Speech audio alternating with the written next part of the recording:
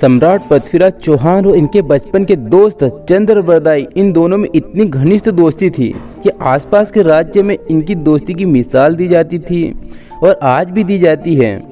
सम्राट पृथ्वीराज चौहान कहीं बाहर जाते थे तो वो अपनी राज सिंहासन पर चंद्रबरदाई को उत्तराधिकारी बनाकर जाया करते थे।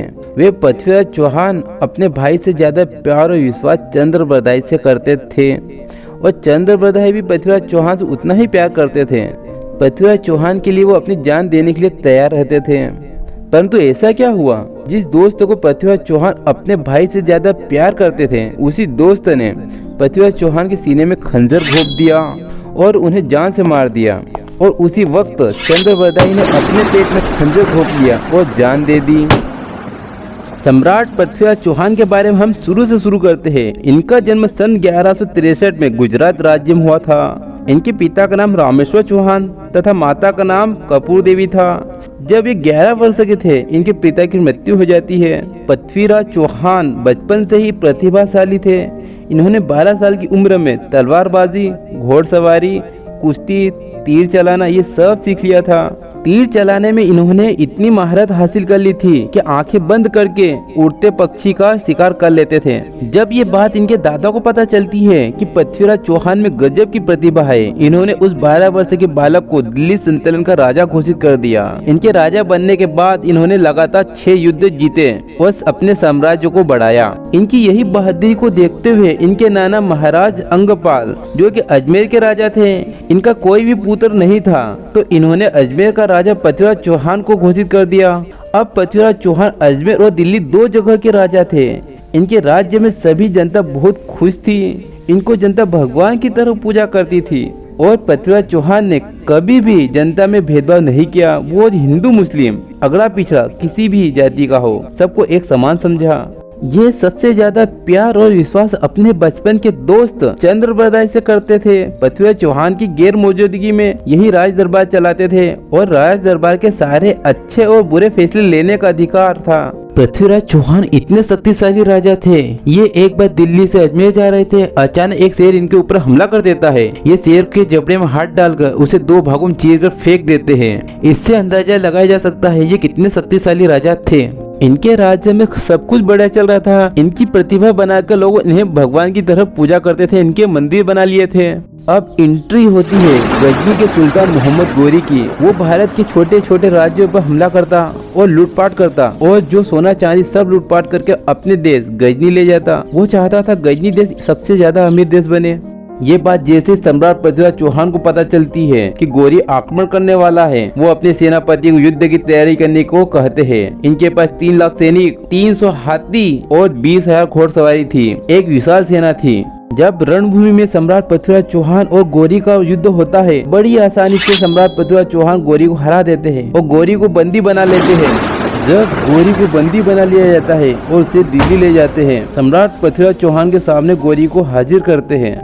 गोरी कहता है, पृथ्वीराज मुझे माफ कर दो, आइंदा ऐसी गलती कभी नहीं होगी और मैं विश्वास दिलाता हूँ कि आज के बाद कभी आपके ऊपर आक्रमण नहीं करूँगा। सम्राट पृथ्वीराज चौहान उसे माफ कर देते हैं, परंतु चंद्रबरदाई कहते हैं पृथ्वीराज जिसे मृत्युदंड दिया जाए ये क्षमा योग्य नहीं है। परंतु पृथ्वीराज चौहान कहते हैं सबको एक बार माफ कर देना चाहिए ताकि गलती सुधारने का मौका मिल सके और उसे अपने देश गजनी जाने के लिए एक घोड़ा, सोना चांदी और भोजन देते हैं, रास्ते में कोई परेशानी न आए। इस तरह क्षमादान पाकर गोरी गजनी वापस लौट जाता है, पर वो अभी भी अपनी हरकतों से बाज नहीं आता है। वो दिल्ली के खजाने को पाने के लिए संयंत्र पर संयंत्र रचता रहता है। पृथ्वीराज चौहान से ईर्ष्या करने वाले सिर्फ मोहम्मद गोरी जैसे विदेशी मुल्क के सुल्तान ही नहीं थे, बल्कि हिंदुस्तान के राज्यों के सम्राट भी थे। कन्नौज के राजा जयचंद पृथ्वीराज चौहान की ख्याति को देखकर ईर्ष्या करते थे और उनका अपमान करने का अवसर ढूंढा करते थे। जयचंद अपनी बेटी संयोगिता का स्वयंवर कराने का निर्णय लेता है और उसकी तैयारी में लग जाता है। वो आसपास के सभी राजपूत राजाओं को आने का आमंत्रण देता है, सिर्फ पृथ्वीराज चौहान को छोड़ देता है।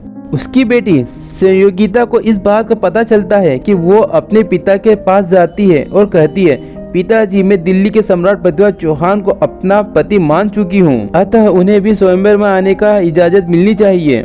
जयचंद स्पष्ट मना बोल देता है। वो कहता है पृथ्वीराज चौहान को अपना दुश्मन मानता हूँ मैं, के साथ तुम्हारा विवाह कभी नहीं कर सकता, न कभी होने दूंगा। पिता से अस्वीकृति मिलने पर राजकुमारी ने गुप्तचर के द्वारा स्वयंवर में आने का प्रेम पत्र भिजवा दिया। जब उस प्रेम पत्र को पृथ्वीराज चौहान पढ़ते हैं, वो कहते हैं मैं जरूर जाऊंगा, जाकर राजकुमारी को आप कह दो। इधर जयचंद पृथ्वीराज चौहान से इतनी ईर्ष्या करता था, उसने पृथ्वीराज चौहान को नीचा दिखाने के लिए सम्राट पृथ्वीराज चौहान का एक सोने का पुतला बनाकर गेट पर खड़ा कर देता है। इसका मतलब यह था कि जो भी उस स्वयंवर में आए उनको ये बताना चाहता था कि पृथ्वीराज चौहान को जयचंद एक द्वारपाल से ज्यादा कुछ नहीं समझता।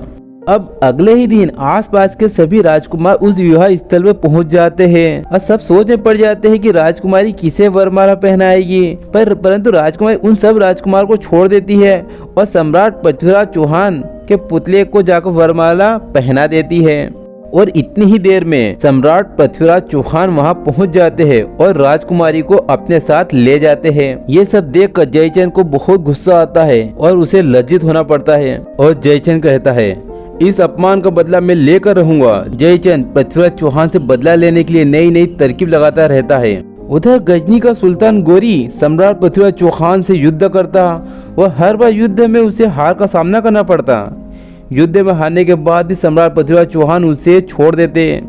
ये इतने रहमदिल इंसान थे कि गोरी को युद्ध में लगातार 17 बार हराने के बाद ही उसे जीवन दान दे देते। गोरी को लगातार हार मिलने से वो बहुत कमजोर हो गया था और उसकी सेना भी बहुत कम बची थी।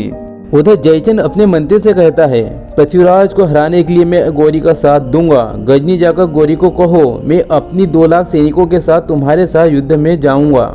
ये बात सुनकर गोरी बहुत खुश हो जाता है और अगले ही दिन सम्राट पृथ्वीराज चौहान पर आक्रमण कर देता है। अत्यंत ही विशाल सेना के साथ दिल्ली पर आक्रमण कर देता है। उसकी विशाल सेना ऐसी लग रही थी कि दिल्ली को पूरा निगल जाएगी।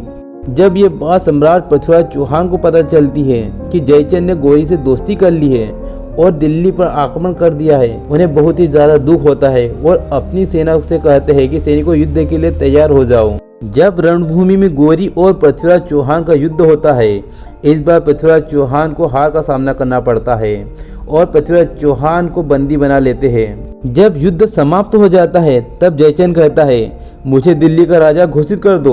ये बात सुनकर गोरी कहता है जो अपने देश से गद्दारी कर सकता है वो मेरे साथ कैसे वफादारी करेगा, और अपने सैनिकों से कहता है इस गद्दार जयचंद को फांसी दे दो।